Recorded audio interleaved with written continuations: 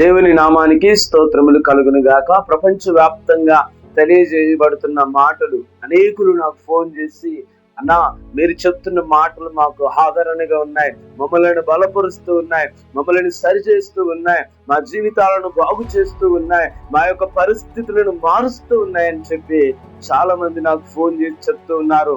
దేవుని బిడ్డలారా, ఈరోజు అటువంటి వారిని దేవుడు దీవిస్తాడు, ఆశీర్వాదిస్తాడు, అటువంటి వారిని రక్షిస్తాడు, అటువంటి వారిని బాగు చేస్తాడు, అటువంటి వారిని కడతాడు.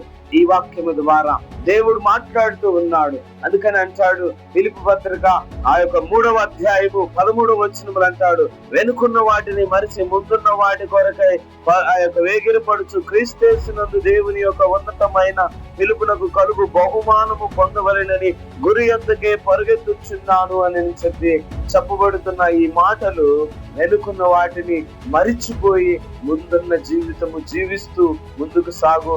ప్రభు నీ పట్ల ఆయన నీ చేయి పట్టుకొని నడిపిస్తాడు. నీవెటువంటి సమస్యల్లో ఉన్నా దేవుడు తప్పకుండా నీ చేయి పట్టి నడిపిస్తాడు. దేవుడు నిన్ను దీవించును గాక. ఆమేన్.